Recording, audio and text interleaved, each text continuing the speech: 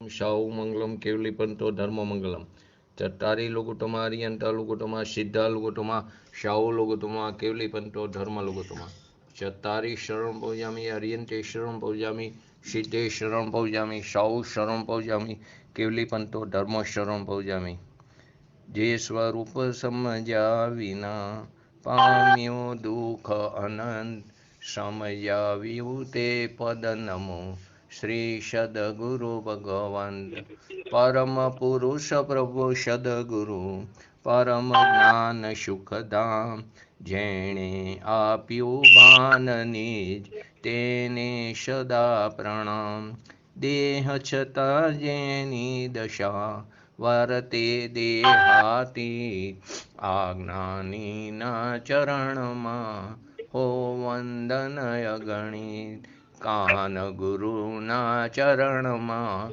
હો વંદન અગણિત ભગવતી માતના ચરણમાં હો વંદન અગણિત। આપણો ગઈકાલથી ગુણસ્થાનનો વિષય ચાલુ થયો છે। તો ગુણસ્થાન શું છે? તો ગુણસ્થાન પર્યાય છે। ગુણસ્થાન દ્રવ્ય નથી, તે ગુણ નથી, એ આપણે સિદ્ધ કર્યું ગઈકાલે। ગુણસ્થાનની પરિભાષા શું છે? કે ગુણસ્થાનની પરિભાષામાં મોહ અને યોગના નિમિત્તથી જીવના શ્રદ્ધા અને ચારિત્ર ગુણની થતી તારતમ્ય અવસ્થાને ગુણસ્થાન કહેવામાં આવે છે। ખાલી જીવના પૂતગલ અથવા તો બાકીના જે ચાર દ્રવ્યો છે તેમાં ગુણસ્થાન આવતું નથી, ખાલી જીવ દ્રવ્યને, અને તેમાં પણ તેના શ્રદ્ધા અને ચારિત્ર ગુણની અવસ્થાને એટલે કે એની પર્યાયોને, કોઈ ગુણને પણ નહીં અને કોઈ દ્રવ્યને પણ ગુણસ્થાન નહીં, પરંતુ કોને છે? તો કે પર્યાયને, તો કે જીવના શ્રદ્ધા અને ચારિત્ર ગુણની પર્યાયોને એટલે કે એની અવસ્થાની, કઈ અવસ્થા? તો કે તારતમ્ય। તારતમ્ય એટલે કે હીન અને અધિક, તેની અવસ્થામાં જે હીનપણું અથવા અધિકપણું જે થાય છે તેને ગુણસ્થાન કહેવામાં આવ્યું। ગુણસ્થાન કોઈ પગથિયા નથી, પરંતુ તે શું છે? તો કે જેમ જેમ વિતરાગ ભાવની વૃદ્ધિ થતી જાય અને મિથ્યાત્વનો નાશ થાય, મિથ્યાત્વ મંદ પડતું જાય અથવા તો તેનો નાશ થાય અને વિતરાગ ભાવની વૃદ્ધિ થતી જાય, તેને ગુણસ્થાન કહેવામાં આવ્યું છે। ગુણસ્થાનના કેટલા ભેદ છે? ગુણસ્થાન પેલી તો વસ્તુ તેની અંદર આ કાર્ય થયું છે પર્યાયમાં, તો કે તે ઉપાદાન કારણ છે। તો કે નિમિત્ત કારણ કોણ છે? તો કે મોહ અને યોગ તેનું નિમિત્ત કારણ છે।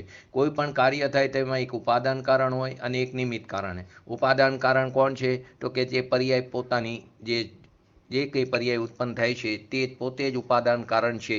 તે પર્યાયમાં કાર્ય થયું છે તો એનું નિમિત્ત પણ કોઈ હોય, તો એનું નિમિત્ત કોણ છે? તો કે મોહ અને યોગ। તો મોહની અંદર કશાય પણ આવી જાય, દર્શન મોહનીય, ચારિત્ર મોહનીય પણ આવી જાય। ગુણસ્થાનના 14 ભેદ છે। તો કે 14 ભેદના નામ આપણે કાલે લીધા હતા। પહેલું મિથ્યાત્વ ગુણસ્થાન, બીજું સાંસાધન સમ્યક્ત્વ ગુણસ્થાન, ત્રીજું સમ્યક મિથ્યાત્વ, ચોથું એટલે કે એને મિશ્ર ગુણસ્થાન પણ કહેવાય, ચોથું અવિરત સમ્યક્ત્વ અથવા તો અસંયમી ગુણસ્થાન પણ કહેવામાં આવે છે, અથવા તો અવ્રતી, પાંચમું દેશ વિરત ગુણસ્થાન અથવા તો દેશ સંયમ અથવા તો વિરતાવિરત ગુણસ્થાન પણ કહેવામાં આવે છે, છઠ્ઠું ગુણસ્થાન પ્રમત વિરત, એનું બીજું નામ એ પ્રમત સંયત ગુણસ્થાન પણ કહેવામાં આવે છે, સાતમું ગુણસ્થાન અપ્રમત વિરત અથવા તો તેને અપ્રમત સંયત ગુણસ્થાન કહેવામાં આવે છે। આ સાતમા ગુણસ્થાનના બે ભેદ છે, એક ભેદ છે સ્વસ્થાન અપ્રમત અને બીજો ભેદ છે તે સાતિશ્ય અપ્રમત। આઠમું ગુણસ્થાન અપૂર્વકરણ, નવમું અનિવૃત્તિકરણ, દસમું જે છે તે સૂક્ષ્મ સાંપ્રદાયિક ગુણસ્થાન, 11મું જે છે તે ઉપશાંતમો, 12મું છે ક્ષીણમો, 13મું સયોગ કેવરી અને 14મું અયોગ કેવરી। આ 14 ગુણસ્થાનના નામ છે। અને જે સિદ્ધ દશા છે તે ગુણસ્થાન તીત છે, ત્યાં કોઈ પણ પ્રકારના ગુણસ્થાન હોતા નથી। તો કે સંસારી દશામાં જ ગુણસ્થાન લાગુ પડે છે। આપણે ગુણસ્થાનમાં પ્રવેશ નથી કરવાનો, પણ ગુણસ્થાનના જ્ઞાનમાં પ્રવેશ કરવાનો। ગુણસ્થાન તો દરેક સંસારી જીવને કોઈ ને કોઈ ગુણસ્થાન હોય છે। આજના પ્રશ્નમાં એક બે જણે ભૂલ કરી છે કે વિગ્રહ ગતિમાં કોઈ ગુણસ્થાન નહીં, વિગ્રહ ગતિ પણ સંસારી દશા છે, તો ગુણસ્થાન તો ત્યાં હોય છે। તો વિગ્રહ ગતિમાં પહેલું, બીજું અને ચોથું આ 3 પ્રકારના ગુણસ્થાન હોય છે। તો કે ગુણસ્થાનનું વિભાજન, તો કે મોહ અને યોગની મુખ્યતાથી આપણે કાલ ગુણસ્થાનનું વિભાજન જોયું હતું। પહેલા ગુણસ્થાનથી ચોથા ગુણસ્થાન સુધી એટલે કે 4 ગુણસ્થાન સુધી દર્શન મૌન્ય કર્મનો કાં તો ઉદય હોય છે અથવા તો અનુદય, તેની મુખ્યતાથી તેનું વિભાજન થાય છે। 5 થી 12 ગુણસ્થાન એટલે કે 8 ગુણસ્થાન સુધી ચારિત્ર મૌન્ય કર્મનો ઉદય કે અનુદયની મુખ્યતાથી તેનું વિભાજન થાય છે। 13મું જે ગુણસ્થાન છે તે કેવળ જ્ઞાન, અને યોગના સદભાવની મુખ્યતાથી છે. 14મું ગુણસ્થાન તે કેવળ જ્ઞાનનો સદભાવ અને યોગનો અભાવ તેની મુખ્યતાથી છે. આ પ્રકારે મોહ અને યોગના નિમિત્તે આ ગુણસ્થાનનું વિભાજન આ 4 પ્રકારે આપણે સમજ્યા. 5મો ભેદ અવિરત અને વિરતની અપેક્ષાએ. તો પહેલા ગુણસ્થાનથી લઈને ચોથા ગુણસ્થાન સુધીના દરેક ગુણસ્થાનના જીવ જે છે તે સર્વ જીવ અવિરત છે. એટલે વિરત અને અવિરતની અપેક્ષાએ પહેલાથી ચોથા સુધી બધા અવિરત. 5મું જે ગુણસ્થાન છે તે વિરતાવિરત છે. અને છઠ્ઠાથી લઈને ઉપરના બધા છઠ્ઠા ગુણસ્થાનથી લઈને જે 14 ગુણસ્થાન સુધી, છઠ્ઠા ગુણસ્થાન તે પ્રમત વિરતથી લઈને 7મું જે અપ્રમત વિરત ગુણસ્થાન છે તે બધા ગુણસ્થાન 14 ગુણસ્થાન કેવા છે? વિરત જ છે. તે બધા વિરત છે. તો વિરતા વિરતની અપેક્ષાએ જે ભેદ પાડ્યો અવિરત અને વિરતની અપેક્ષાએ, તો 1 થી 4 તે અવિરત, 5મું છે તેમાં વિરત પણ છે અને અવિરત પણ છે, અને 6 થી 14 સુધીના ગુણસ્થાન તે વિરત છે. અજ્ઞાની અને જ્ઞાનીની અપેક્ષાએ જો ભેદ પાડી તો પહેલું ગુણસ્થાન અને બીજું ગુણસ્થાન તે બધા જીવ કેવા છે? મિથ્યા શ્રદ્ધા છે. મિથ્યા શ્રદ્ધાના ધારક હોવાથી તે અજ્ઞાની છે, કેમ કે ત્યાં તેને સમ્યક દર્શન નથી. ત્રીજું ગુણસ્થાન જે છે ત્યાં મિશ્ર શ્રદ્ધા છે, તેથી તેને મિશ્ર જ્ઞાની પણ કહેવાય. મિશ્ર શ્રદ્ધા છે, મિથ્યાત્વ પણ છે અને સમ્યક્ત્વ પણ, એવી શ્રદ્ધા છે, માટે તેને મિશ્ર જ્ઞાની પણ કહેવાય છે. બીજા અને ત્રીજા ગુણસ્થાન વાળા જીવ તે ભવ્ય જીવ છે, તે નિશ્ચિતપણે મોક્ષ દશાને પ્રાપ્ત કરવાના. કેમ? તો કે તે સમ્યક દર્શન એમનું વમીને તે દશા પામ્યા છે. એટલે જે જીવને સમ્યક દર્શન થયું તેમનો કાર ઉત્કૃષ્ટમાં ઉત્કૃષ્ટ કિંચિત ન્યૂનતમ અર્ધ પૂતગલ પરાવર્તનથી વધારે હોતો નથી. તે જીવ ચોક્કસપણે મુક્ત દશાને પ્રાપ્ત કરવાના છે. હવે અવિરતથી લઈને ચોથા ગુણસ્થાનથી લઈને 14 ગુણસ્થાન સુધીના બધા જીવ નિયમથી કેવા છે? જ્ઞાની છે, અર્થાત સમ્યક જ્ઞાની અથવા તો યથાર્થ જ્ઞાની છે. તે વસ્તુ સ્વરૂપને યથાર્થ જાણે છે. તેમને પોતાના નિજ આત્માનું અનુભવ પણ છે અને જ્ઞાન પણ છે. જે સર્વજ્ઞ થઈ ગયા છે તે અર્યંત ભગવાન, ત્યાં તેમને પૂર્ણ જ્ઞાની છે. અને ચોથા ગુણસ્થાન વાળો જીવ છે તે સમ્યક જ્ઞાની હોવા છતાં પણ અલ્પજ્ઞ છે. આ અંતર તેને માનવું પણ જરૂરી છે, પરંતુ તેના જ્ઞાનના સમ્યકપણામાં કોઈ પણ પ્રકારનો અંતર નથી. 7મો ભેદ છદ્મસ્ત અને સર્વજ્ઞની અપેક્ષાએ. પહેલા ગુણસ્થાનથી લઈને 12મા ગુણસ્થાન સુધીના બધા જીવ નિયમથી છદ્મસ્ત છે. તે ભલે ને પછી 4 જ્ઞાનનો ધારક મહા મુનિરાજ હોય, પરંતુ તે નિયમથી કહેવાય છદ્મસ્ત છે અથવા તો તે અલ્પજ્ઞ છે. 13મા અને 14મા ગુણસ્થાન વાળા, જેને આપણે પરમ ગુરુ કહી છીએ અથવા તો અર્યંત દશા કહી છીએ, જે કેવળ જ્ઞાનના ધારક છે, તે જ સાચા સર્વજ્ઞ છે, તે પૂર્ણ જ્ઞાની છે. શ્રાવકની અપેક્ષાએ ભેદ પાડો તો એક દેશ ધર્મધારક સાધક જીવ, જે 5મા ગુણસ્થાન વાળો કે જેને ખરેખર સાચો શ્રાવક કીધો છે, તે શ્રાવકનું ગુણસ્થાન છે. ચોથું ગુણસ્થાન તે અસંયમી શ્રાવક છે. અને આ પ્રકારે તેમાં શ્રાવકની અપેક્ષાએ 2 ભેદ પડે છે. પછી છઠ્ઠાથી ઉપર બધા મુનિના ગુણસ્થાન થઈ જાય છે. ગુરુની અપેક્ષાએ તેનું 3 પ્રકારે વિભાજન થાય છે. ગુરુપદની અપેક્ષાએ તો પહેલો ભેદ પ્રમતા પ્રમત ગુરુ. તો છઠ્ઠું ગુણસ્થાન અને 7મું ગુણસ્થાન, જે છઠ્ઠું પ્રમત અને 7મું જે અપ્રમત છે, તેમાં ઝૂલવાવાળા તે બધા કેવા છે? ભાવલિંગી સંત પ્રમતા પ્રમત ગુરુ છે. તે બધા પણ 7માનો કયો ભાગ? તો કે પહેલો સ્વસ્થાન અપ્રમત. છઠ્ઠું ગુણસ્થાન આખું, 7માનો પહેલો ભાગ સ્વસ્થાન અપ્રમત દશા. આ બધા જીવ કેવા છે? એમાં ઝૂલવાવાળા ભાવલિંગી મુનિરાજ તે પ્રમતા પ્રમત ગુરુ છે.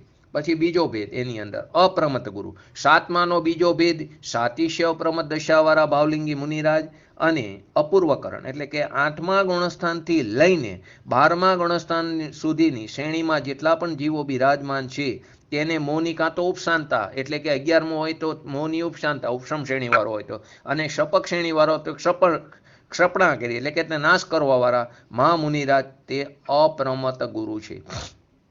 પછી એમાં ત્રીજો ભેદ પરમ ગુરુ. 13મો અને 14મા ગુણસ્થાન વાળા કેવળ જ્ઞાની તે કેવા છે? તે પરમ ગુરુ છે, તે અર્યંત પરમાત્મા છે. એનાથી પણ આગળ જઈ જો નિશ્ચયથી પરમ ગુરુ કોણ છે? પોતાનો ભગવાન આત્મા છે. શ્રેણીની અપેક્ષાએ શ્રેણી 2 પ્રકારની છે, એક ઉપશમ શ્રેણી અને એક શપક શ્રેણી. તો ઉપશમ શ્રેણીના પણ 4 ભાગ, એના પણ 4 ગુણસ્થાન છે. 8મો અપૂર્વકરણ, 9મો અનિવૃત્તિ, 10મો સૂક્ષ્મ સાંપ્રાય અને 11મું ઉપશાંત મોહ. આ જીવમાં તેમના ચારિત્ર મૌન્ય કર્મનો ઉપશમ થાય છે અને આ પ્રકારનો જીવ નિયમથી પાછો પડે છે. આ પ્રકારનો જીવ નિયમથી પાછો પડે છે. બીજું સપક શ્રેણીવાળો, તેમાં પણ 8મું અપૂર્વકરણ, 9મું અનિવૃત્તિકરણ, 10મું સૂક્ષ્મ સાંપ્રાય અને ત્યાં 11ના બદલે 12મો ક્ષીણમો, આ 4 ગુણસ્થાન છે. આ શ્રેણી ઉપર ચડેલો જીવ તે પાછો પડતો નથી અને તેમને મરણ પણ હોતું નથી. સપક શ્રેણી જે જીવ ચડે છે તે 12મું ગુણસ્થાનમાં જઈને 13મા ગુણસ્થાનમાં પ્રવેશ કરી કેવળ જ્ઞાન પ્રાપ્ત કરી 14મા ગુણસ્થાનના અંતે તે સિદ્ધ દશાને પામે છે. 11મો ભેદ, પ્રમત અને અપ્રમત ભાવની અપેક્ષાએ મિથ્યાત્વ ગુણસ્થાનથી લઈને જે 6થું ગુણસ્થાન છે ત્યાં સુધીના બધા જીવ નિયમથી કેવા છે? ત્યાં સુધીના બધા જીવ નિયમથી પ્રમત ભાવ સહિતના છે. અને 7મા ગુણસ્થાનથી એટલે અપ્રમતથી લઈને 14મા ગુણસ્થાન સુધીના એટલે કે 8 ગુણસ્થાનવાળા જીવ તે બધા અપ્રમત ભાવ સહિત છે. આગળનો 12મો ભેદ, યોગ અને અયોગની અપેક્ષાએ તો પહેલા ગુણસ્થાનથી લઈને 13 ગુણસ્થાન સુધી એટલે કે સયોગ કેવરી સુધીના 13 ગુણસ્થાનવાળા જીવ કેવા છે? અયોગી છે. અને 14મા અયોગ કેવરીવાળા ગુણસ્થાનવાળો જે જીવ છે તે કેવા છે? અયોગી છે. 13મું રાગી અને વિતરાગીની અપેક્ષાએ આના પણ 3 ભેદ પડે છે. પહેલો મિથ્યાત્વ, બીજું સંસાધન અને ત્રીજું મિશ્ર. આ 3 ગુણસ્થાનવાળા જીવ તે વિતરાગ ભાવથી રહિત છે. તે રાગ દ્વેષ આદિ પરિણામવાળા છે. તેથી તે મોક્ષ માર્ગના કેવા છે? વિરાધક છે. ચોથા ગુણસ્થાનથી લઈને 10મા ગુણસ્થાનવાળો જીવ એટલે કે 7 ગુણસ્થાન થયા તે જીવ રાગ પણ છે ત્યાં અને વિતરાગ ભાવ પણ છે એટલે કે મિશ્ર પરિણામ છે. આવો મિશ્ર પરિણામવાળો ધારક સાધક જીવ છે. તેથી ત્યાં ક્યાં છે? વિતરાગતા પણ છે અને રાગ પણ છે. આવા મિશ્ર પરિણામ છે. અને 11મા ગુણસ્થાનથી લઈને 14મા ગુણસ્થાન સુધીના એટલે કે 4 ગુણસ્થાનવાળા જીવ તે પૂર્ણ વિતરાગતાના ધારક હોય છે. આગળ દુઃખ અને સુખની અપેક્ષાએ તો એનું 4 પ્રકારે વિભાજન થશે. તો મિથ્યાત્વને લઈને 3જા ગુણસ્થાન સુધીના સર્વ જીવ નિયમથી દુઃખિત છે. કેમ કે ત્યાં મિથ્યાત્વ, અજ્ઞાન અને અસંયમથી જીવને દુઃખ જ ભોગવવું પડે છે. અને કેમ કે વસ્તુ સ્વરૂપના યથાર્થ જ્ઞાનથી જ સુખની પ્રાપ્તિ થાય છે, પરંતુ ત્યાં તો મિથ્યાત્વ છે, અજ્ઞાન છે અને અસંયમ છે, માટે જીવને દુઃખ જ ભોગવવું પડે છે. બીજો ભેદ એમાં ચોથા ગુણસ્થાનથી લઈને 10મા ગુણસ્થાન સુધીના 7 ગુણસ્થાનવાળા સાધક જીવ કથનથી દુઃખી પણ છે અને કથનથી સુખી પણ છે. કેમ કે ત્યાં આપણે મિશ્ર પરિણામ છે ને, રાગ પણ છે અને વિતરાગતા પણ છે. જેટલા અંશે રાગ છે એટલા અંશે દુઃખ છે અને જેટલા અંશે વિતરાગતા પ્રગટ છે તેટલા અંશે તે સુખી છે. ત્રીજો ભેદ, સત્તામાં હોવા છતાં પણ કસાયનો ત્યાં સર્વથા ઉદયનો અભાવ છે એટલે કે 11મું ગુણસ્થાનમાં. 11મા ગુણસ્થાનમાં શું છે? કસાયનો ઉદયની અપેક્ષાએ અભાવ છે. સત્તામાં પડ્યું છે પરંતુ ઉદયમાન નથી તે અપેક્ષાએ. અને 12મા ગુણસ્થાનમાં ત્યાં સર્વથા અભાવ છે. તેથી આ બંને ગુણસ્થાનવાળા વિતરાગી જે મુનિ છે તે પૂર્ણ અતિન્દ્રિય સુખી છે. તે કેવા છે? પૂર્ણ અતિન્દ્રિય સુખી છે. ચોથો ભેદ એની અંદર 13મા અને 14મા ગુણસ્થાનવાળો પૂર્ણ વિતરાગતાની સાથે કેવળ જ્ઞાન પણ છે. માટે આ બંને ગુણસ્થાનમાં રહેલા મહામુનિરાજ જે અરિહંત ભગવાન છે તે અનંત સુખી છે. એટલે પહેલામાં શું આવ્યું? દુઃખી છે. બીજા ભેદમાં શું આવ્યું? કથનથી દુઃખી અને કથનથી સુખી. ત્રીજા ભેદની અંદર અતિન્દ્રિય સુખી, પૂર્ણ સુખી અને ચોથા ભેદની અંદર અનંત સુખી છે. ગઈકાલે આપણે એક છેલ્લો ભેદ લીધો હતો, બહિરાત્મા, અંતરાત્મા અને પરમાત્મા. તો પહેલાથી ત્રીજા ગુણસ્થાન સુધીના આ બધા જીવ કેવા છે? બહિરાત્મા છે. તે દુઃખી છે, અજ્ઞાની છે, વિરાધક છે, તે સંસાર માર્ગી છે. ચોથા ગુણસ્થાનથી લઈને 12મા ગુણસ્થાન એટલે કે ત્યાં એટલી અંદર 9 ગુણસ્થાન એવા. એ 9 ગુણસ્થાનવાળા જે સાધક જીવ છે તે અંતરાત્મા. એના પણ 3 ભેદ પાડવા હોય તો જગન્ય, મધ્યમ અને ઉત્તમ અંતરાત્મા. પરંતુ અહીં આપણે એટલું અંતરાત્મા સમજી આ બધા જીવ સમ્યક જ્ઞાની, સાધક, મોક્ષ માર્ગી અને તે સુખી છે. એની અંદર ત્રીજો ભેદ 13મો અને 14મા ગુણસ્થાનવાળા જે જીવ છે તે અનંત સુખી છે અને તે શીઘ્ર સિદ્ધ દશાને પ્રાપ્ત કરવાવાળા છે. તે અનંત સુખને પ્રાપ્ત કરવાવાળા છે. તેથી તે પરમાત્મા કહેવામાં આવ્યા. ગઈકાલે આપણે અહીં સુધી આવ્યું હતું.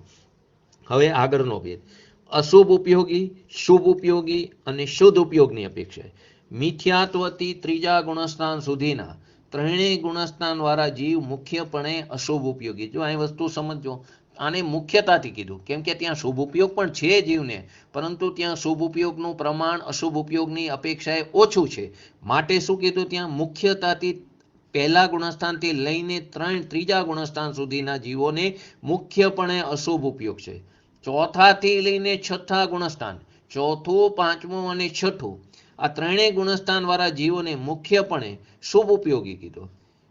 ચોથા પાંચમા ગુણસ્થાન વર્તી ગૌણ રૂપે સદુપયોગી પણ છે. જો આ વસ્તુ સમજો. બીજી, ચોથું, પાંચમું અને છઠ્ઠું, આ ત્રણેય ગુણસ્થાન વાળા જીવ મુખ્યપણે કેવા ઉપયોગથી કીધા? શુભ ઉપયોગી. તો ચોથા અને પાંચમામાં તો શુદ્ધ ઉપયોગ પણ છે, અશુભ ઉપયોગ પણ છે અને શુદ્ધ ઉપયોગ પણ છે. શુદ્ધ ઉપયોગ બહુ જ અંશે છે, અશુભ ઉપયોગ પણ ઓછો છે, પરંતુ શુભ ઉપયોગ વધારે છે, તેથી તેની મુખ્યતા બતાવવામાં આવી છે.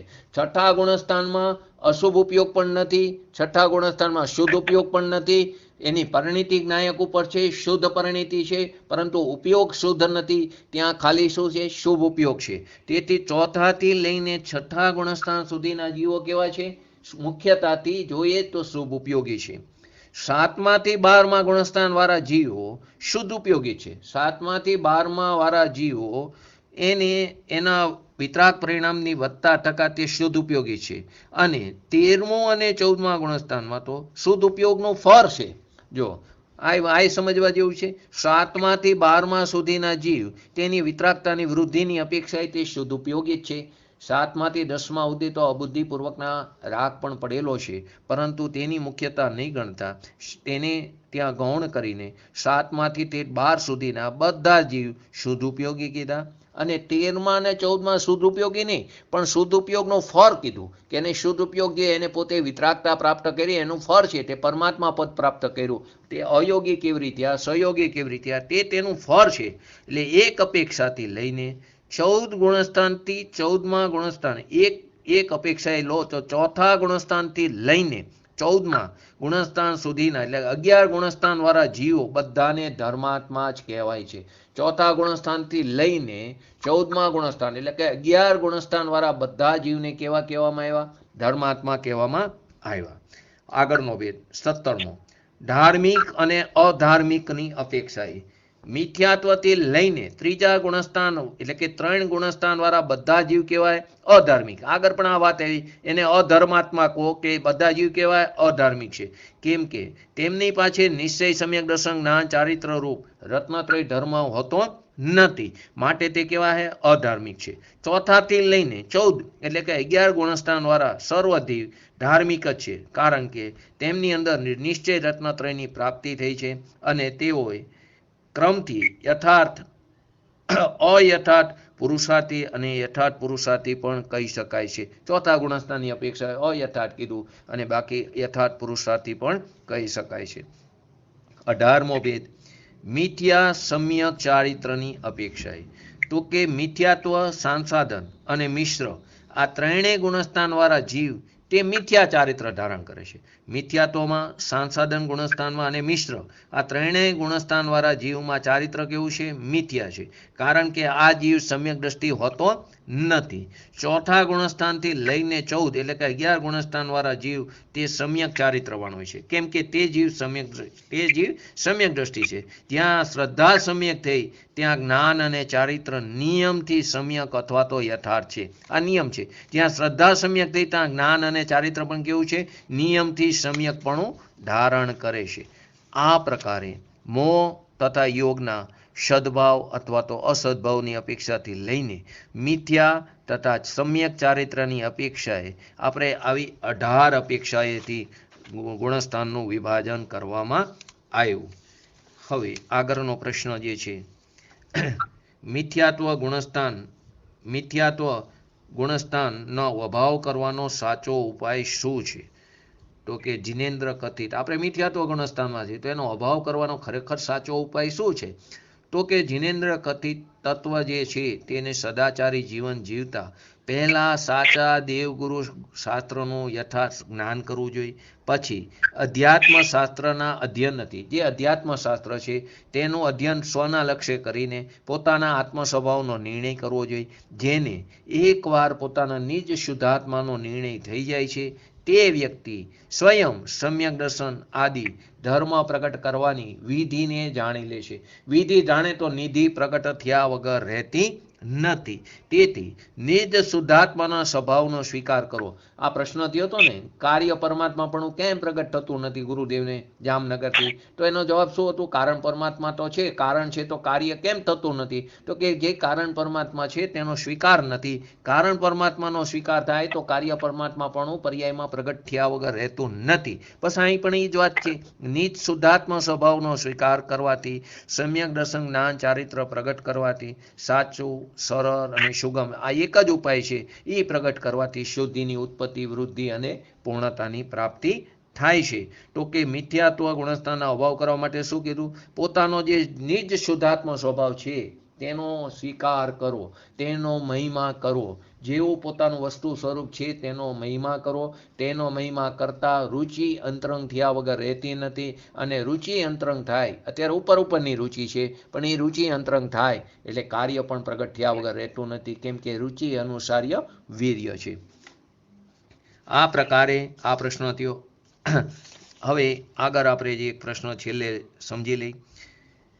સમ્યક દર્શનની પૂર્વે કરણલબ્ધિ તો જોઈ ને, સમ્યક દર્શનની પૂર્વે કરણલબ્ધિ તો જોઈ ને, તો આપ તેની વાત કેમ નથી કરતા?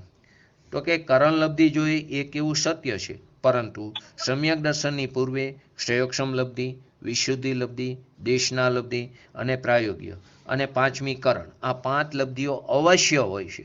આમાં કરણ લબ્ધિ સાધકતમ એટલે ઉત્તમમાં ઉત્તમ છે. કારણ લબ્ધિ પ્રાપ્ત થવાથી સમ્યક દર્શન નિયમથી પ્રગટ થાય છે.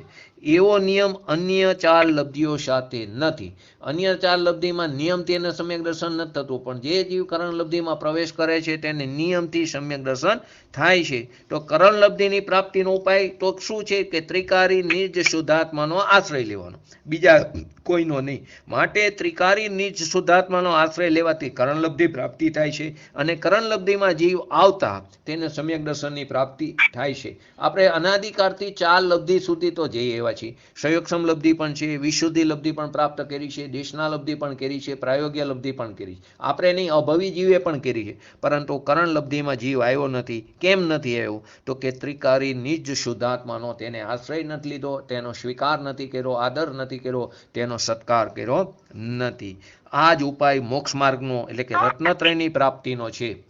જેમ બિલાડીને કોઈ ઉપર જમીન ઉપરથી ફેંકે, જમીન ઉપર ગમે તે રીતે બિલાડીને ઉપર ઘા કરે ને તે જમીન ઉપર નીચે આવે તો નિયમથી પોતાના 4 પગ ઉપર તે ઊભી થઈ જાય. તેવી રીતે 4 અનુયાગમાંથી કોઈ પણ અનુયાગને વાંચવું તો બધામાં સમ્યક દર્શનની પ્રાપ્તિનો ઉપાય પોતાના નિજ ભગવાનની આત્માનો આશ્રય કરવો એ જ બતાવ્યો. માટે 4 અનુયાગમાં વિતરાગતા છે.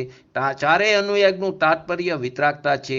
તેમાં 4માં સમ્યક દર્શનની પ્રાપ્તિનો ઉપાય તો શું બતાવ્યો છે? નિજ શુદ્ધાત્માની આશ્રય કરવો, તેનો સ્વીકાર કરવો અને તે સ્વયં જ પુરુષાર્થ કરવાનો છે.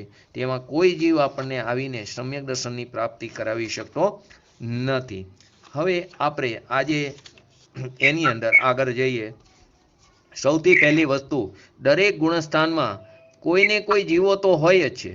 કોઈ જીવ ન હોય એવું હોતું નથી. તો આપણે એનું પ્રમાણ જોઈ લઈએ કે આ ગુણસ્થાનમાં કયા કયા જીવો છે. 14 ગુણસ્થાન છે ને.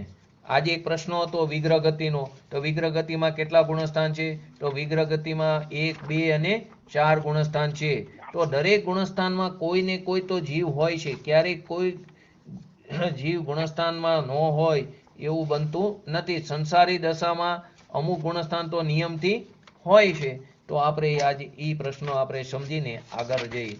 સૌથી પહેલું, ગુણસ્થાનની અંદર જીવોની સંખ્યા કેટલી છે? ગુણસ્થાનની અંદર જીવોની સંખ્યા કેટલી છે? તો સૌથી પહેલું પ્રથમ ગુણસ્થાન. તો પહેલા ગુણસ્થાનમાં જીવોની સંખ્યા કેટલી છે? તો કે અનંતા અનંત છે. પહેલા ગુણસ્થાનમાં જીવોની સંખ્યા કેટલી છે? તો કે અનંતા અનંત છે. કેમ? તો કે તિર્યંજ ગતિ એટલે કે સ્થાવર જીવની અપેક્ષાએ. સ્થાવર જીવની અંદર એકેન્દ્રિય જીવ પણ આવ્યા. સ્થાવર જીવ એટલે એકેન્દ્રિય જીવ થયા. તો કે એકેન્દ્રિય જીવમાં નિગોદ પણ આવી ગયું. તો કે તિર્યંજ ગતિ, નિગોદી એકચ્યુઅલી તિર્યંજ ગતિ છે. તો કે તિર્યંજ ગતિના અપેક્ષાએ, સ્થાવર જીવની અપેક્ષાએ પહેલા ગુણસ્થાનમાં જીવોની સંખ્યા કેટલી છે? અનંતા અનંત છે. અનંત નહીં પણ અનંતા અનંત છે. બીજા ગુણસ્થાનમાં જીવોની સંખ્યા પલ્યના અસંખ્યાત ભાગ પ્રમાણે છે. બીજા ગુણસ્થાનમાં જીવોની સંખ્યા પલ્યના અસંખ્યાત ભાગ પ્રમાણે. આમાં પણ તિર્યંતની અપેક્ષા છે. પહેલી વસ્તુ, પલ્ય કોને કીધું? પલ્ય સમજવું પડશે. તો કે 84 લાખ વર્ષ બરાબર એક પૂર્વાંગ. સમજો, 84 લાખ વર્ષ બરાબર એક પૂર્વાંગ. 84 લાખ પૂર્વાંગ બરાબર એક પલ્ય. 84 લાખ પૂર્વાંગ બરાબર એક પલ્યકો કે એક પલ્યોકપાંકો. ફરી વાર, 84 લાખ વર્ષ બરાબર એક પૂર્વાંગ. એવા 84 લાખ પૂર્વાંગ બરાબર એક પલ્યકો કે એક પલ્યોપંકો. આવા અસંખ્યાત પલ્યોપમ અથવા તો અસંખ્યાત પલ્ય. અસંખ્યાત એટલે એકડા ઉપર 29 નવડા સુધીની સંખ્યાને સંખ્યાતમાં ગણવામાં આવી. તેથી ઉપરની સંખ્યા અસંખ્યાત. એટલે આવા અસંખ્યાત એટલે એકડા ઉપર 29 નવડાથી ઉપરની જે સંખ્યા છે તે અસંખ્યાત. એવા અસંખ્યાત પલ્યોપમ બરાબર એક સાગરોપમ. કેટલું? એક સાગરોપમ. આવા 10 કરોડ ગુણ્યા 10 કરોડ, 10 કરોડ સાગરોપમ ગુણ્યા 10 કરોડ સાગરોપમ બરાબર એક ઉત્સર્પિણીકાર. એવા 10 કરોડ ગુણ્યા 10 કરોડ સાગરોપમ બરાબર એક અવસર્પિણીકાર. આવા 20 કરોડ ગુણ્યા 20 કરોડ બરાબર એક કારચક્ર. આવા અનંત કારચક્ર બરાબર એક પૂતગલ પરાવર્તન. તો આપણે આવા અનંત પૂતગલ પરાવર્તન બહારથી રખડીને ફરતા રહ્યા છીએ. તો બીજા ગુણસ્થાનમાં જીવની સંખ્યા કેવી છે? અહીં તો પલ્યની વાત છે. તો કે 84 લાખ પૂર્વ બરાબર શું કીધું? એક પલ્ય કહેવામાં આવ્યું. પહેલું તો 84 લાખ વર્ષ બરાબર એક પૂર્વાંગ કીધું. 84 લાખ પૂર્વાંગ બરાબર એક પૂર્વ કહેવામાં આવ્યું. એવા અસંખ્યાત બરાબર એક પલ્ય કહેવામાં આવ્યું. તો પલ્યનો ભાગ શું કીધો? અસંખ્યાતનો ભાગ બીજા ગુણસ્થાનમાં તિર્યંચની અપેક્ષાએ છે. ત્રીજા ગુણસ્થાનમાં પણ જીવોની સંખ્યા કેવી છે? પલ્યના અસંખ્યાત પ્રમાણે. તેમાં પણ તિર્યંચની જ અપેક્ષા છે. ત્રીજા ગુણસ્થાનમાં જીવોની સંખ્યા પલ્યના અસંખ્યાતમાં ભાગ પ્રમાણે છે. ચોથા ગુણસ્થાનમાં જીવોની સંખ્યા, ચોથા ગુણસ્થાનની અંદર જીવોની સંખ્યા તિર્યંચની અપેક્ષાએ પલ્યના અસંખ્યાતમાં ભાગ પ્રમાણે છે. ફરીવાર શું કહેવામાં આવ્યું? 84 લાખ વર્ષ બરાબર એક પૂર્વાંગ, 84 લાખ પૂર્વાંગ બરાબર એક પૂર્વ. એવા અસંખ્યાત પૂર્વ બરાબર એક પલ્ય એટલે કે એક પલ્યોપમ કીધું. એવા ચોથા ગુણસ્થાનમાં જીવોની સંખ્યા પલ્યના અસંખ્યાતમાં ભાગ પ્રમાણે છે. આપણે ગુણસ્થાનમાં જીવોની સંખ્યા વાત બતાવી છે, ઉત્કૃષ્ટ. પાંચમા ગુણસ્થાનમાં જીવોની સંખ્યા પલ્યના અસંખ્યાત ભાગ પ્રમાણે છે. પાંચમા ગુણસ્થાનમાં જીવોની સંખ્યા પલ્યના અસંખ્યાતમાં ભાગ પ્રમાણે છે. હવે આની અંદર થોડો ફરક પડે છે. આની અંદર આ સંખ્યા સંઘની તિર્યંચ જીવોની અપેક્ષાથી કહેવામાં આવી. ચોથા ગુણસ્થાનમાં પણ કોણ હોય છે? સંઘની તિર્યંચ. પાંચમા ગુણસ્થાનમાં પણ કોણ છે? સંઘની તિર્યંચ. તિર્યંચ છે પણ કેવા હોય છે? સંઘની. પહેલે 1 થી 3 ગુણસ્થાનની અંદર તિર્યંચની અપેક્ષા છે, પરંતુ આમાં તો કેવા સંઘની તિર્યંચ જીવની અપેક્ષાએ કહેવામાં આવ્યું છે. તો કે આ સંખ્યા સંઘની તિર્યંચ જીવની અપેક્ષાએ કહેવામાં આવ્યું છે પલ્યના અસંખ્યાત ભાગ પ્રમાણે. હવે પહેલું, બીજું, ત્રીજું, ચોથું અને પાંચમું, તેમાં મનુષ્યની સંખ્યા કેટલી? આપણે તો આખી બધા જીવ એમાં તિર્યંચ આવી ગયા. પહેલામાં કેટલી કીધી સંખ્યા? બધી ગણીને જીવોની અનંત અનંત. બીજામાં પલ્યનો અસંખ્યાત ભાગ, ત્રીજામાં પણ પલ્યનો અસંખ્યાતમો ભાગ, ચોથામાં પણ પલ્યનો અસંખ્યાતમો ભાગ અને પાંચમામાં પણ પલ્યનો અસંખ્યાતમો ભાગ.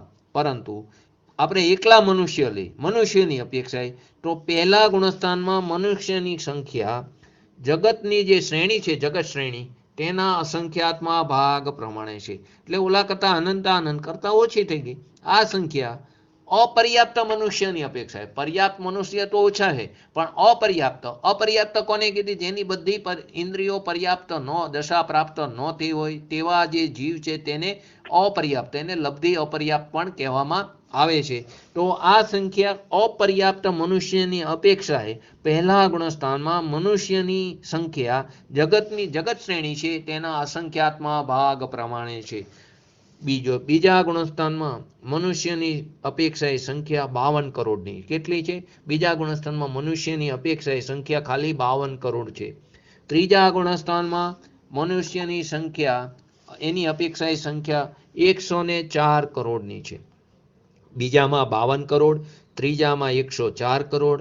ચોથા ગુણસ્થાનમાં મનુષ્યની અપેક્ષાએ સંખ્યા 700 કરોડની છે. ચોથા ગુણસ્થાનમાં જે મનુષ્ય એટલે કે આટલા અવિરત સમ્યક દ્રષ્ટિ ઉત્કૃષ્ટમાં ઉત્કૃષ્ટ કેટલા છે અત્યારે?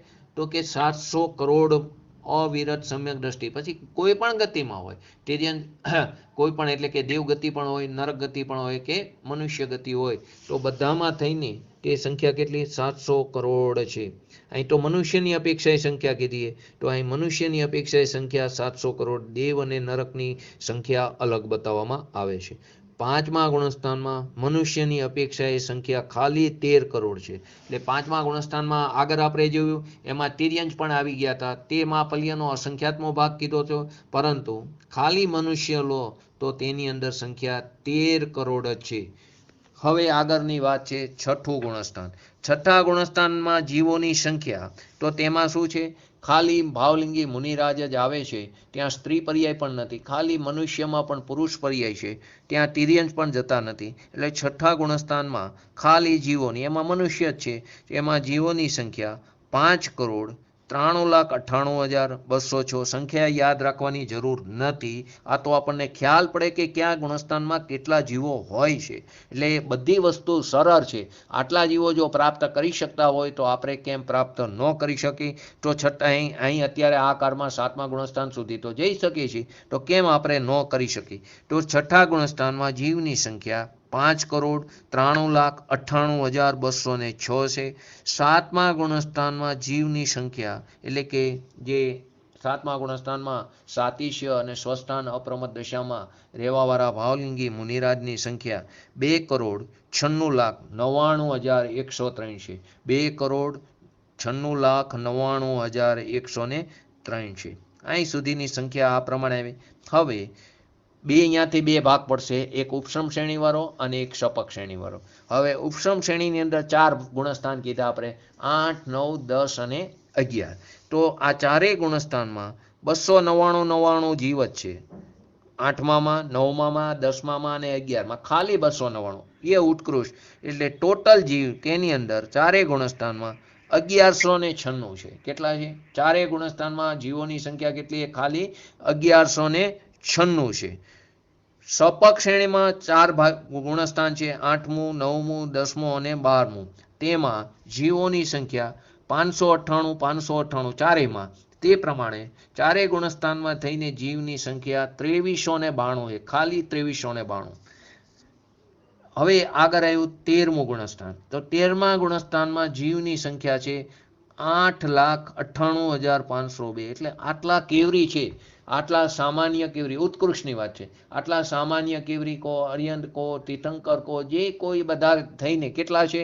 8,98,502. 13મા ગુણસ્થાનના જીવોની સંખ્યા. અને 14મા ગુણસ્થાનમાં જીવની સંખ્યા ઉત્કૃષ્ટ કેટલી છે? 598 છે. ખાલી 598 છે. હવે આમ તમે છઠ્ઠા ગુણસ્થાનથી લઈને તે 14 ગુણસ્થાન સુધીના જીવોની સંખ્યા ગણો ને, એટલે 8 કેટલા થાય છે? 8,99,99,997. એટલે કે ભાવલિંગી મુનિરાજની ઉત્કૃષ્ટ સંખ્યા કેટલી છે? 9 કરોડમાં 3 ઓછા. દ્રવ્યલિંગી મુનિરાજ તે પહેલું, બીજું, ત્રીજું અને ચોથું, 5મા ગુણસ્થાનમાં હોય છે. તો આ પ્રમાણે ગુણસ્થાનમાં મનુષ્યની અને તિર્યંશોની સંખ્યાની વાત બતાવવામાં આવી. ગુણસ્થાનમાં મૂળ કર્મની મૂળ પ્રકૃતિ કેટલી છે? 8 છે. ઉત્તર પ્રકૃતિ કેટલી છે? આપણે 2 દિવસ પહેલા પ્રશ્ન પૂછ્યો હતો. ઉત્તર પ્રકૃતિ કેટલી છે? તો કે 148 છે. હવે ગુણસ્થાનની અંદર મૂળ કર્મનો ઉદય, મૂળ કર્મ જે છે એનો બંધ ક્યાં છે અને મૂળ કર્મનો ઉદય પણ કેવી રીતે? તો પહેલા આપણે બંધનું સમજી. તો જ્ઞાનાવર્ણીય કર્મનો બંધ એટલે મૂળ કર્મ થયું ને, જ્ઞાનાવર્ણીય, દર્શનાવર્ણીય, મોહનીય, અંતરાય, અને આ બાજુ નામ, ગોત્ર, વેદનીય અને આયુ, આ 8 મૂળ પ્રકૃતિ છે. તો એમાં પહેલું ઘાતીની વાત કરી તો જ્ઞાનાવર્ણીય કર્મનો બંધ પહેલા ગુણસ્થાન સુધી 10મા ગુણસ્થાન સુધી થાય. પહેલાથી 10મા ગુણસ્થાન સુધી જ ઘાતી કર્મનો બંધ થાય છે. કેમ કે ત્યાં સુધી જ કસાય છે, ત્યાં સુધી કસાય હોવાથી, મોહ હોવાથી ત્યાં સુધી ઘાતી કર્મનો બંધ થાય છે. છેલ્લો સૂક્ષ્મ લોભ હોય છે અને તે સૂક્ષ્મ લોભનો અભાવ 10મા ગુણસ્થાનનો અંત કહો અને 12મા ગુણસ્થાનનો પહેલો સમય કહો તો ત્યાં તેને લોભનો અભાવ થાય છે અથવા તો કર્મનો ક્ષય થાય છે. તો જ્ઞાનાવર્ણીય કર્મનો બંધ પહેલાથી લઈને ક્યાં સુધી છે? 10મા ગુણસ્થાન સુધી છે. બીજું દર્શનાવર્ણીય કર્મનો બંધ પણ ક્યાંથી ક્યાં સુધી છે? પહેલા ગુણસ્થાનથી લઈને, તે ઘાતી કર્મ છે તો તે ત્યાંથી લઈને 10મા ગુણસ્થાન સુધી છે. ત્રીજું વેદનીય કર્મ અઘાતીમાં, તો ત્યાં વેદનીય કર્મનો બંધ પહેલા ગુણસ્થાનથી લઈને 13મા ગુણસ્થાન સુધી. ભલે ત્યાં સાતાવેદનીય પણ બંધ, વેદનીયના 2 ભેદ છે ને, અસાતાવેદનીય અને શાતાવેદનીય. તો વેદનીય કર્મનો બંધ પહેલા ગુણસ્થાનથી લઈને 13મા ગુણસ્થાન સુધી થાય છે. ચોથું દર્શન મોનિયનો બંધ માત્ર પહેલા ગુણસ્થાનમાં થાય છે. દર્શન મોનિયો બંધ ક્યાં થાય છે? ખાલી પહેલા ગુણસ્થાનમાં દર્શન મોનિયનો બંધ પડે છે. ચારિત્ર મોનિયનો બંધ પહેલાથી 9મા ગુણસ્થાન સુધી થાય. મોનિય કર્મની 2 પ્રકૃતિ છે ને, દર્શન મોનિય અને ચારિત્ર મોનિય. દર્શન મોનિયનો બંધ તો ખાલી પહેલા ગુણસ્થાનમાં થાય છે. ચારિત્ર મોનિય કર્મનો બંધ ક્યાંથી ક્યાં થાય છે? તો પહેલેથી લઈને 9મા ગુણસ્થાન સુધી થાય છે. 10મા ગુણસ્થાનમાં સૂક્ષ્મ લોભના કસાયના ઉદયથી સૂક્ષ્મ લોભ પરિણામ તો થાય છે, પરંતુ ત્યાં ચારિત્ર મોહનીયની કોઈ પણ પ્રકારની પ્રકૃતિનો બંધ થતો નથી. ત્યાં ખાલી ઉદય થાય છે, ત્યાં એનો બંધ થતો નથી. પહેલા ગુણસ્થાનથી લઈને 7મા એટલે કે 7માનો પણ પહેલો ભાગ સ્વસ્થાન અપ્રમદ ગુણસ્થાન સુધી જ આયુ કર્મનો બંધ થાય છે. પહેલા ગુણસ્થાનથી લઈને 7માના 2 ભાગ છે ને, એમાં પહેલો ભાગ સ્વસ્થાન અપ્રમદ દશા, ત્યાં સુધી જ આયુ કર્મનો બંધ થાય છે. આમાં એક ખાસ ધ્યાન રાખવું, મિશ્ર જે ગુણસ્થાન છે ને, ત્રીજું ગુણસ્થાન, એમાં આયુ કર્મનો બંધ થતો નથી. એ એક એવું ગુણસ્થાન છે ત્યાં આયુ કર્મનો બંધ પણ થતો નથી. એટલે પહેલા ગુણસ્થાનથી 7મું ગુણસ્થાન લો તો ત્રીજાને નહીં લેવાનું. પહેલું, બીજું, ચોથું, 5મું, 6ઠું અને 7માનો પહેલો ભાગ, ત્યાં સુધી જ આયુ કર્મનો બંધ થાય છે. નામ કર્મનો બંધ પહેલા ગુણસ્થાનથી લઈને 10મા ગુણસ્થાન સુધી જ થાય. નામ કર્મની જે 93 પ્રકૃતિ છે તેનો બંધ ઉદય ભલે હોય પણ એની પ્રકૃતિનો બંધ ક્યાં સુધી છે? પહેલા ગુણસ્થાનથી લઈને 10મા ગુણસ્થાન સુધી છે. ગોત્ર કર્મ, તો કે ગોત્ર કર્મનો બંધ પણ પહેલા ગુણસ્થાનથી લઈને 10મા ગુણસ્થાન સુધી થાય. ઉચ્ચ ગોત્ર હોય કે નીચ ગોત્ર હોય, એ ગોત્ર કર્મનો બંધ પણ પહેલેથી લઈને 10મા ગુણસ્થાન સુધી થાય છે. અંતરાય કર્મનો બંધ, તો કે અંતરાય કર્મનો બંધ પહેલા ગુણસ્થાનથી લઈને 10મા ગુણસ્થાન સુધી છે. અંતરાય કર્મના 5 ભેદ છે ને, લાભ, ભોગ, ઉપભોગ, એ આદિ જે 5 ભેદ છે ને, એ 5 ભેદ જે કે છે અંતરાય કર્મના, તેનો બંધ પહેલા ગુણસ્થાનથી લઈને 10મા ગુણસ્થાન સુધી થાય છે. તો ફરીવાર ગુણસ્થાનમાં મૂળ કર્મનો બંધ કેટલો છે? તો જ્ઞાનાવર્ણીય કર્મનો બંધ પહેલેથી 10મા સુધી છે. દર્શનાવર્ણીયનો બંધ પણ પહેલેથી 10મા સુધી છે. વેદનીય કર્મનો બંધ પહેલેથી 13મા સુધી છે. દર્શન મોહનીયના 2 ભેદ છે, એમાં દર્શન મોહનીયનો બંધ તો પહેલા ગુણસ્થાનમાં છે. ચારિત્ર મોહનીયનો બંધ 1 થી 9 ગુણસ્થાન સુધી છે. 10મામાં ખાલી ઉદય છે. પહેલા ગુણસ્થાનથી 7મા ગુણસ્થાનના પહેલા ભાગ સુધી આયુનો બંધ થતો નથી. ત્રીજા ગુણસ્થાનમાં આયુનો બંધ પડતો નથી. નામ કર્મનો બંધ પહેલેથી 10 સુધી થાય છે. ગોત્ર કર્મનો બંધ પહેલેથી 10 સુધી થાય છે.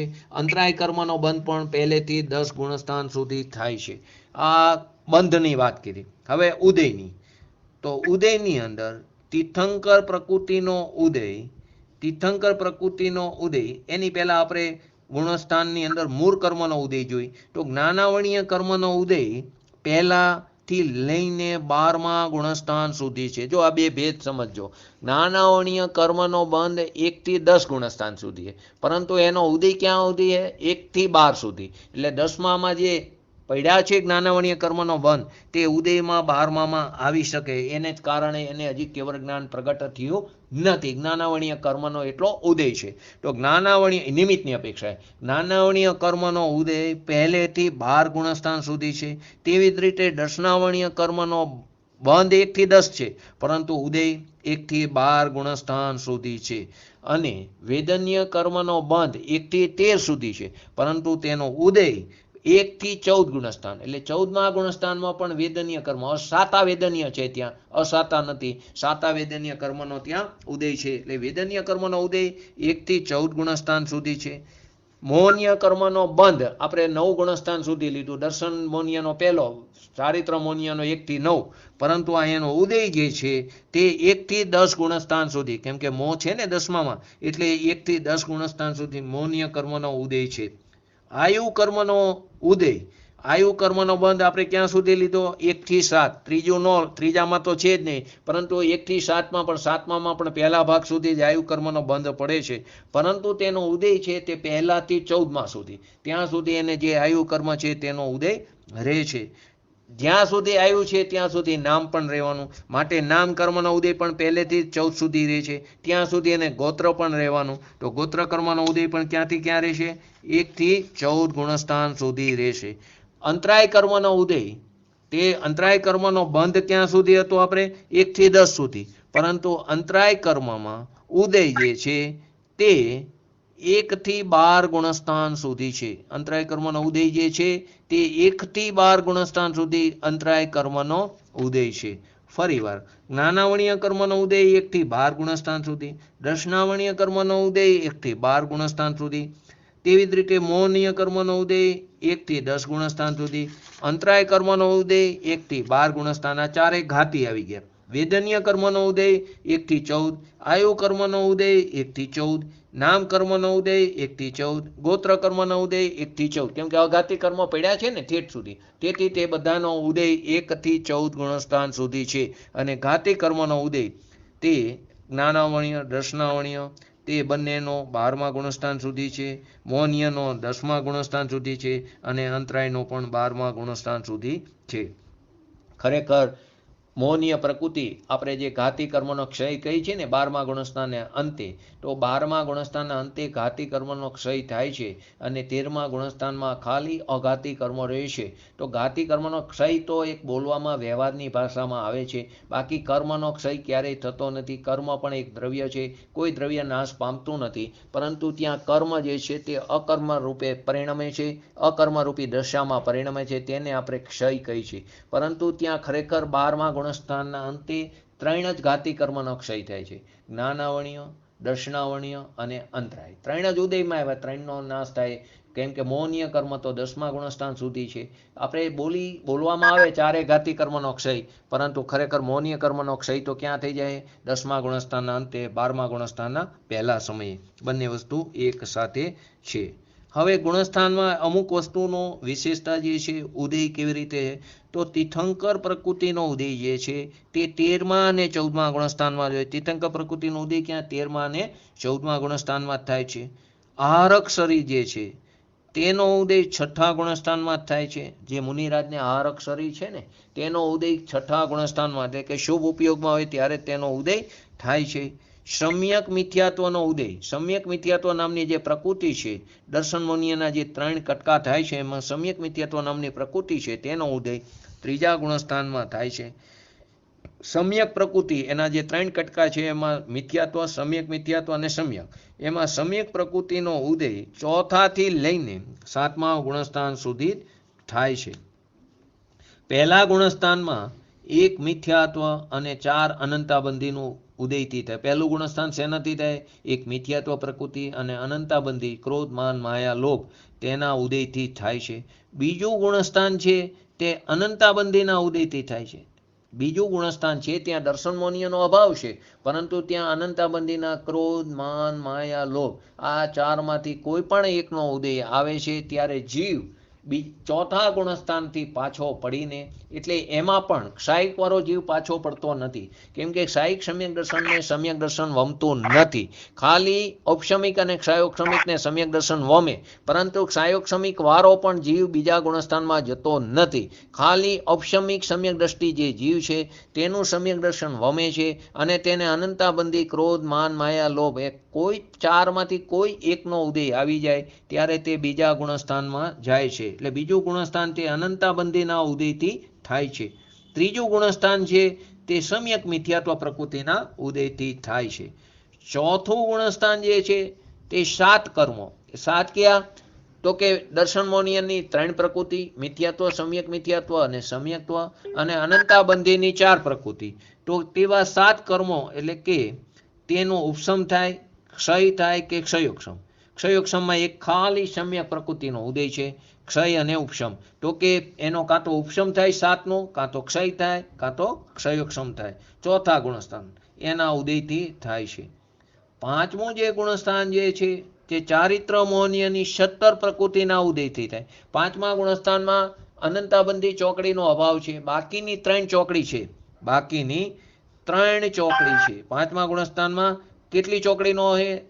2 ચોકડી બાકી, 2 ચોકડીનો અભાવ થયો છે. એટલે 2 ચોકડી બાકી છે. પહેલી ચોકડીનો અભાવ ક્યાં થયો? ચોથા ગુણસ્થાનમાં. બીજા પાંચમા ગુણસ્થાનમાં બીજી ચોકડીનો અભાવ થયો. એટલે પાંચમા ગુણસ્થાનમાં 2 ચોકડી રહી, એટલે 4 2 ને 8. 8 અને 9 નો કસાય. એટલે કે હાસ્ય, રતિ, અરતિ, શોક, ભય, જુગુપ્સા અને 3 પ્રકારના વેદ. આ બધું મળીને 17 પ્રકૃતિનો ઉદય ત્યાં થાય છે. હવે જે 2 પ્રકૃતિ રહી છે ને પાંચમા ગુણસ્થાનમાં, એમાં પ્રત્યાખ્યાનની 4 અને સંજલનની 4, એટલે ટોટલ 8 અને 9 નો કસાય. છઠ્ઠા ગુણસ્થાનમાં 3 પ્રકૃતિનો અભાવ છે, તો તેથી ત્યાં એક ખાલી સંજલન છે, એટલે એની 4 અને 9 નો કસાય, એટલે 13 પ્રકૃતિના ઉદયથી છઠ્ઠું ગુણસ્થાન. એનો કેવો ઉદય છે? તીવ્ર ઉદય. આ સમજો, છઠ્ઠા ગુણસ્થાનમાં આ 13 પ્રકૃતિનો તીવ્ર ઉદય છે. આઠમા ગુણસ્થાનમાં આ જ 13 પ્રકૃતિનો મંદતર, મંદતર અને મંદતમ. છઠ્ઠા ગુણસ્થાનમાં તીવ્ર ઉદય છે. સાતમા ગુણસ્થાનમાં 13 પ્રકૃતિનો મંદ ઉદય છે, અને આઠમા ગુણસ્થાનમાં તે 13 પ્રકૃતિનો મંદતર ઉદય છે, અને નવમા ગુણસ્થાનમાં આ 13 પ્રકૃતિનો મંદતમ. એટલે છઠ્ઠું, સાતમું, આઠમું અને નવમું, ચારેયમાં 13 પ્રકૃતિ. એકમાં તીવ્ર ઉદય, સાતમામાં મંદ ઉદય, આઠમામાં મંદતર ઉદય, નવમામાં મંદતમ ઉદય, અને 10મું ગુણસ્થાન જે છે તે સંજલન, શુભ લોભ જે પડ્યો છે તેના ઉદય છે. સંજલનમાં પણ ક્રોધ, માન, માયા જતા રહ્યા, ખાલી સૂક્ષ્મ લોભ પડ્યો છે, તેના ઉદયથી 10મું ગુણસ્થાન થાય છે. 11મું ગુણસ્થાન જે છે તે મૌન્ય કર્મના સર્વથા ઉપશમથી થાય છે. 11મું ગુણસ્થાન છે તે મૌન્ય કર્મનો ત્યાં ઉપશમ છે, સર્વથા તેના ઉપશમથી થાય છે. 12મું ગુણસ્થાન છે તે મૌન્ય કર્મના પૂર્ણ ક્ષયથી થાય. 12મા ગુણસ્થાનમાં મૌન્ય કર્મનો પૂર્ણ ક્ષય થાય છે. જે 13મું ગુણસ્થાન જે છે તે ઘાતી કર્મના પૂર્ણ ક્ષયથી થાય. 13મા ગુણસ્થાનમાં ખાલી અઘાતી છે, ઘાતી કર્મ હોતા નથી, માટે ઘાતી કર્મના પૂર્ણ ક્ષયથી થાય છે. અને 14મું જે ગુણસ્થાન છે તે યોગનો ત્યાં સદંતર અભાવ થાય છે, યોગના અભાવથી, માટે તેને અયોગી કેવરી કહેવામાં આવ્યો. એટલે 14મા ગુણસ્થાનમાં યોગની અભાવની અપેક્ષાએ કહેવામાં આવ્યા. ઘણી વાર ઘણાને તકલીફ પડે કેવરીમાં, અર્યંતમાં અને તીર્થંકરમાં શું ફરક છે?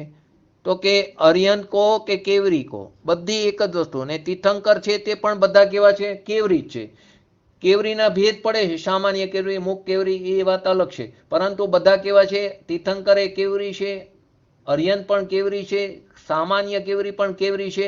પરંતુ જેને તીર્થંકર પ્રકૃતિ એટલે કે તેને સમોસરણની રચના થાય, 8 પ્રતિહાર્ય પણ હોય છે, તેને તીર્થંકર કીધા. પરંતુ તે કેવા હોય છે? તે બધા કેવરી હોય. બધા કેવરી તીર્થંકર પદ નથી પ્રાપ્ત કરતા, પરંતુ બીજા કેવરી તો સીધા સિદ્ધ દશાને પ્રાપ્ત કરી લે છે, કેવર જ્ઞાન પ્રાપ્ત થયેલું હોય છે. અને 14મું અયોગી કેવરી ગુણસ્થાન, તે પણ એનો પણ અભાવ કરીને તે ગુણસ્થાન તીત એવી સિદ્ધ દશાને પ્રાપ્ત કરે. એટલે અર્યંત કો, કેવરી કો, બંને એક જ વસ્તુના નામ છે, એક જ જીવ એટલે કે એક જ પદના નામ છે.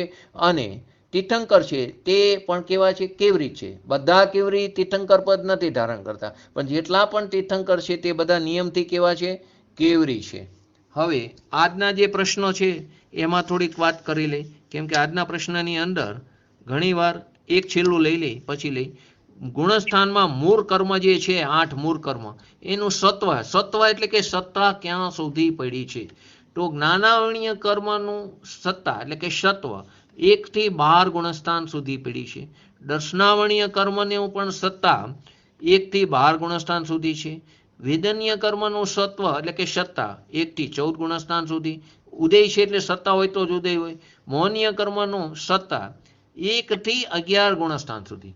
કેમ કે 10માં તો જો સપક શ્રેણી માંડે છે એને ક્ષય થાય, પરંતુ જે ઉપસમ શ્રેણી વાળો જીવ છે એને સત્તા પડી છે, ઉપસમ રૂપે પડ્યું છે, તેથી ત્યાં એ અપેક્ષાએ 1 થી 11 ગુણસ્થાન સુધી મોહનીય કર્મનું સત્વ જોવામાં આવે છે. આયુ કર્મનું 1 થી 14 ગુણસ્થાન સુધી સત્વ જોવામાં આવે. 1 થી 14 ગુણસ્થાન સુધી આયુ કર્મની સત્તા છે. નામ કર્મની પણ 1 થી 14 ગુણસ્થાન સુધી સત્તા છે. તેવી જ રીતે ગોત્ર કર્મની પણ 1 થી 14 ગુણસ્થાન સુધી સત્તા પડી છે. અને અંતરાય કર્મની એની પણ 1 થી 12 ગુણસ્થાન સુધી ત્યાં સત્તા પડી છે. તો આ પ્રકારે આ આપણે વસ્તુ ગુણસ્થાનની અલગ અલગ અપેક્ષાએ અલગ અલગ વસ્તુ આપણે સમજ્યા. કાલે આની અંદર થોડાક શબ્દો જાણશું, પછી પરમ દિવસથી આપણે પહેલા ગુણસ્થાનની અંદર જશું. ગુણસ્થાન કોઈ ગભરાવાની જરૂર નથી, બહુ સરળ રીતે લઉં છું, કેમ કે જો વધારે અંડર ડીપમાં જતો નથી, પરંતુ મુખ્ય વસ્તુ લઈ છે. કેમ કે ગુરુદેવના પ્રવચનોને સમજવા હોય તો ગુણસ્થાન, આપણી ભૂમિકા, આપણે કયા પરિણામમાં આપણે ભટકી રહ્યા છીએ તે સમજવું જરૂરી છે. એટલે ગુણસ્થાન જાણવાનું પણ પ્રયોજન છે. કેમ કે દ્રવ્યાનુયોગને જો બરાબર એના મર્મને પકડવો હોય તો કરુણાનુયોગને જાણવું પડશે, અને કરુણાનુયોગને જાણશું તો જ આપણી બુદ્ધિ તીક્ષ્ણ બનશે, અને જે તીક્ષ્ણ બુદ્ધિ છે તે આવરણને તોડવાનું કામ કરે છે, અને અભિપ્રાય છે તે એટલે કે ઉપયોગ જે છે તે અંદર પ્રવેશવાનું કામ કરે છે. આજના જે પ્રશ્ન હતા એમાં એક તો વિગ્રહ ગતિમાં છે. તો વિગ્રહ ગતિમાં જે જીવ જાય છે, વિગ્રહ ગતિ કોને કીધી? કે જ્યારે જીવ આ પર્યાયમાં એનું મરણ થાય અને નવી પર્યાય એને ધારણ કરે ત્યારે વચ્ચે મેક્સિમમ 4 સમય સુધી રહે છે. કેટલા સમય સુધી રહે? 4 સમય અથવા તો 3 મોડ, ત્યાં સુધી તે એક ગતિમાં પરિભ્રમણ કરે છે. એક સમય એટલે શું? કે સેકન્ડનો અસંખ્યાતનો ભાગ એને સમય કીધો. તેવા મેક્સિમમ 4 સમય સુધી તે વિગ્રહ ગતિમાં રહેશે. તો વિગ્રહ ગતિમાં કાં તો તેને પહેલું ગુણસ્થાન હોય, કાં બીજું ગુણસ્થાન હોય, અથવા તો ચોથું. કે જે જીવ 11મા ગુણસ્થાનથી પાછો પડે અને એનું મરણ થાય તો તે સીધો ક્યાં જાય? વિગ્રહ ગતિમાં જાય, મરણ થાય, પરંતુ તે એનું સમ્યક દર્શન એટલે કે ચોથું ગુણસ્થાન રહે છે. તેથી ત્યાં પહેલું, બીજું અને ચોથું 3 ગુણસ્થાન વિગ્રહ ગતિમાં હોય છે. બીજો જે નરક ગતિના જે પ્રશ્નો હતા એમાં ઘણાને તકલીફ એ પડી. નરક ગતિમાં મેં શબ્દ લખ્યો તો સમ્યક દર્શનની સાથે. સમ્યક દર્શનની સાથે જે કોઈ જીવે ખરેખર નરક ગતિનો બંધ, જે કોઈ જીવને સમ્યક દર્શન થઈ જાય પછી આયુનો બંધ પડે તો તેને નરક ગતિનો બંધ પડતો નથી. ત્યાં 41 પ્રકારની કર્મ પ્રકૃતિનો બંધ પડતો નથી, અને તે જીવ નિયમથી વૈમાનિક દેવ થાય છે. પરંતુ કોઈ જીવને જો નરક ગતિનો પહેલા બંધ પડી ગયો હોય અને પછી પોતાના સ્વભાવના આશ્રયે વિતરાગતાની પ્રાપ્તિ થઈ હોય તો તે જીવ જો એને સમ્યક દર્શનની સાથે જો નરક ગતિમાં જાય તો એને નિયમ છે કે ક્ષાયિક સમ્યક દર્શન હોવું જરૂરી છે. અને ક્ષાયિક સમ્યક દર્શન વાળો જીવ જ સમ્યક દર્શનની સાથે નરક ગતિમાં જાય છે. બાકીનો ઔપસમિક કે ક્ષાયોક્ષમિક સમ્યક દર્શન વાળો જીવ સમ્યક દર્શનની સાથે તે નરક ગતિમાં જઈ શકતો નથી. બરાબર? આ પહેલો. એમનો બીજો ભાગ હતો તીર્થંકર પ્રકૃતિ. તો જે કોઈ જીવ તીર્થંકર પ્રકૃતિ બાંધે છે ત્યારે પહેલી વાર તીર્થંકર પ્રકૃતિ બાંધે ત્યારે કેવરી અને શ્રુત કેવરીની હાજરીમાં જ એને તીર્થંકર પ્રકૃતિનો બંધ પડે છે. પરંતુ આ મનુષ્ય પર્યાયમાં એને કેવરી અને શ્રુત કેવરીની હાજરીમાં તીર્થંકર પ્રકૃતિનો બંધ પડ્યો. બરાબર? અને ત્યાં હજી એને સમ્યક દર્શન થયા પહેલા એને નરક ગતિનો બંધ પડી ગયો હોય, પછી ગમે તે સમ્યક દર્શન, એવું નથી ક્ષાયિક વાળાને તીર્થંકર પ્રકૃતિનો બંધ પડે. ત્રણેય પ્રકારના સમ્યક દ્રષ્ટિને તીર્થંકર પ્રકૃતિનો બંધ પડી શકે છે. તો જો ક્ષાયિક સમ્યક દ્રષ્ટિ જીવ હોય અને એને તીર્થંકર પ્રકૃતિનો બંધ પડ્યો, પહેલા નરક ગતિનું આયુષ્ય બંધાઈ ગયું હોય અને પછી એને તીર્થંકર પ્રકૃતિનો બંધ પડ્યો હોય, તો તે જીવ પહેલી નરકમાં જ જાય છે અને ત્યાં તેનું તીર્થંકર પ્રકૃતિનો બંધ બંધાવવાનું ચાલુ રહે. પરંતુ જો કોઈ જીવ ઔપશમિક કે ક્ષયોક્ષમિક વાળો હોય અને એને તે પહેલા નરકગતિનો બંધ પડી ગયો અને પછી એને કેવરી શુદ્ધ કેવરીની હાજરીમાં તીર્થંકર પ્રકૃતિનો બંધ પડે તો મરણના અંતિમ સમયે એટલે કે અંતિમ છેલ્લા અંતર મુહૂર્તની અંદર તેનો સમ્યક દર્શન વમી જાય છે નિયમથી, તેની તીર્થંકર પ્રકૃતિનું બંધ બંધવાનું બંધ થઈ જાય છે અને તે નરકગતિમાં જાય છે અને નરકગતિમાં જાય તે પહેલા અંતર્મુહૂર્તની અંદર પાછું સમ્યક દર્શન પ્રાપ્ત થાય છે અને તીર્થંકર પ્રકૃતિનું બંધ બંધાવવાનું ચાલુ થાય અને આવો જીવ ત્રીજી નરક સુધી જઈ શકે. ક્યાં સુધી? જો એના એક્ઝામ્પલ છે ને, રાવણ કઈ નરકમાં છે? તે પણ તીર્થંકર છે, તે પણ અત્યારે તીર્થંકર પ્રકૃતિનો બંધ બાંધી રહ્યો છે, તે ત્રીજી નરકમાં છે. કૃષ્ણ ક્યાં છે? તો કે એ પણ ત્રીજી નરકમાં છે. તો કે ત્યાં તેને તીર્થંકર પ્રકૃતિનો બંધ બંધાવવાનું ત્યાં ચાલુ છે. તો અવસમિક હોય કે ક્ષયોક્ષમિક સમ્યક દ્રષ્ટિ જીવ હોય, તેને તીર્થંકર પ્રકૃતિ બંધાય આ પર્યાયમાં, પરંતુ તે સમ્યક દર્શનની સાથે આગળ જતા નથી. નરક ગતિમાં એનું સમ્યક દર્શન વમી જાય અને છેલ્લા અંતર્મુહૂર્તમાં તીર્થંકર પ્રકૃતિનો બંધ બંધાવવાનું બંધ થઈ જાય, ત્યાં જ એને પાછું સમ્યક દર્શન થાય, પાછું તીર્થંકર પ્રકૃતિનો બંધ બંધાવવાનું ચાલુ. આ એક વસ્તુ યાદ રાખજો. ફરીવાર જ્યારે અહીંયા જાય ત્યારે તીર્થંકર પ્રકૃતિ બંધાવવાનું ચાલુ થાય ત્યારે એને ફરીવાર કેવરી કે શુદ્ધ કેવરીની હાજરીની જરૂર નથી. પહેલી વાર બંધાય ત્યારે જ કેવરી અને શુદ્ધ કેવરીની હાજરીમાં જ એને બંધાય છે, નિયમ છે. પછી તેને જ્યારે નરક ગતિમાં જાય ત્યારે એને તીર્થંકર પ્રકૃતિનો બંધ બંધાવવાનું ચાલુ થાય, પછી તેને ત્યાં કેવરી કે શુદ્ધ કેવરીની હાજરીની જરૂર પડતી નથી. હવે એક પહેલો પ્રશ્ન હતો, એમાં પણ ખ્યાતિને અને એક બે જણને હતી કે શું મેં લખ્યું છે, ધનવાન કહે છે કે આ ધન જે છે તે મારું છે. એનો મેં જવાબ આપ્યો હતો. જો જવાબ જેને ખાલી ઉપચરિત અસદભૂત વ્યવહાર નહીં કીધો, જવાબ સાચો જ છે, પરંતુ એના પેટાભેદની અંદર જઈ, પેટાભેદ એની પ્રભેદની અંદર જઈ તો એના ત્રણ ભેદ પડે: સત્યાસત્ય, સત્ય અને અસત્ય. આ ઉપચરિત અસદભૂત વ્યવહાર નહીં આવા ત્રણ ભેદ પડે: સત્યાસત્ય, સત્ય અને અસત્ય. તો આને મેં સત્યાસત્ય ઉપચરિત અસદભૂત વ્યવહાર નહીં કીધું. કેમ કીધું એને સત્યાસત્ય ઉપચરિત અસદભૂત વ્યવહાર નહીં? ઉપચરિત અસદભૂત વ્યવહાર નહીં તો પહેલા સમજાઈ ગયું, મારામાં નથી માટે અસદભૂત વ્યવહાર છે, કેમ કે તે ખરેખર જેમ છે તેમ નથી માટે વ્યવહાર, એક અંશે કથન કર્યું માટે નહીં, અને ઉપચારથી એ માટે ઉપચરિત. આટલી વસ્તુ તો ખ્યાલમાં આવી. હવે અહીંયા સત્યાસત્ય કેમ કીધું? ધનવાન એમ કે છે કે મારું ધન છે, તો ધનવાન જે વેપારી જે કમાય છે તે પોતે કમાય છે, પોતે કમાય છે એ અપેક્ષાએ એ ધન એનું છે, એ અપેક્ષાએ એને સત્ય પણ કીધું. વાસ્તવમાં જોઈ તો ધન ધનનું છે માટે તે અસત્ય પણ છે, માટે તેને સત્યાસત્ય કીધું. એની જગ્યાએ નોકર એમ કે આ ધન મારું છે તો તે અસત્યમાં આવે. એનો જ નોકર એમ કે આ ધન મારું છે શેઠની ગેરહાજરીમાં, તો કેવું આવશે? તો તે અસત્ય ઉપચરિત અસદભૂત વ્યવહાર નહીં. પણ જે વેપારી જે છે એ એમ કે આ ધન મારું છે, તો ખરેખર એને પોતે કમાયેલો છે, એ અપેક્ષાએ વ્યવહાર નથી, એને એ ધન એનું છે એ અપેક્ષા એ સત્ય છે. પરંતુ પરમાર્થે જોવા જોઈએ તો ધન તો ધનનું છે, તેથી અસત્ય છે, માટે તે સત્યાસત્ય ઉપચરિત અસદભૂત વ્યવહાર નહીં. એનું એક્ઝામ્પલ પણ આપ્યું છે. ધારો કે કોઈ દેશનો માલિક, એટલે કે જેની આજ્ઞા ચાલતી હોય, અત્યારે પહેલાના જમાનામાં તો રાજા હતા, અત્યારે તો આપણે વડાપ્રધાન છે અથવા રાષ્ટ્રપતિ છે, એની આજ્ઞા ચાલે છે. તો કે દેશમાં એ જેની આજ્ઞા ચાલતી હોય, એટલે કે દેશનો સ્વામી એમ કે આ દેશ મારો છે, તે સત્ય છે. તે સત્ય ઉપચરિત અસદભૂત વ્યવહાર નહીં છે ઉપચરિત અસદભૂત. ખરેખર તેમ નથી, પરંતુ તે સત્ય, એની આજ્ઞા ચાલે એ અપેક્ષા. એની જગ્યાએ આપણે એમ કહીએ કે આ દેશ મારો છે, તો આપણી આજ્ઞા નથી ચાલતી, માટે તે અસત્ય ઉપચરિત અસદભૂત વ્યવહાર નહીં છે. ખ્યાલ આવી ગયો આખી વસ્તુ? હવે એ સિવાય કોઈ પ્રશ્ન હોય તો કહો. હેલો, હા, એ સિવાય કોઈ પ્રશ્ન હોય કોઈ? હા હા હા,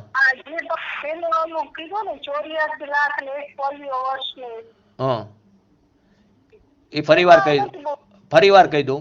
84 લાખ વર્ષ, 84 લાખ વર્ષ બરાબર એક પૂર્વાંગ. 84 લાખ પૂર્વાંગ બરાબર એક પૂર્વ. એવા અસંખ્યાત પૂર્વ બરાબર એક પલ્યોપમ. એટલે અસંખ્યાત ની અંદર એકડા ઉપર 29 નવડા ઉપરની સંખ્યા એને અસંખ્યાત. એવા પૂર્વ એટલે પૂર્વ એટલે 84 લાખ વર્ષ.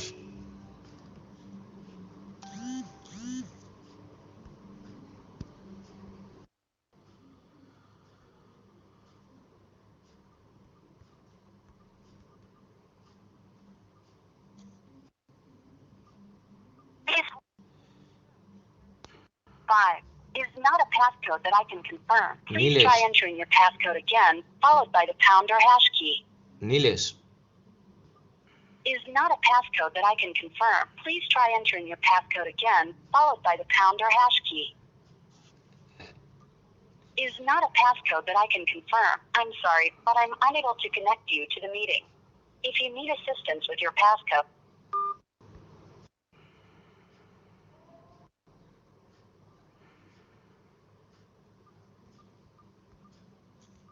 hello. Hello hello Please hold. Nilesh 0 4 5 1 4 9 5 is not a passcode that I can confirm. Please try entering your passcode again, followed by the pound or hash key.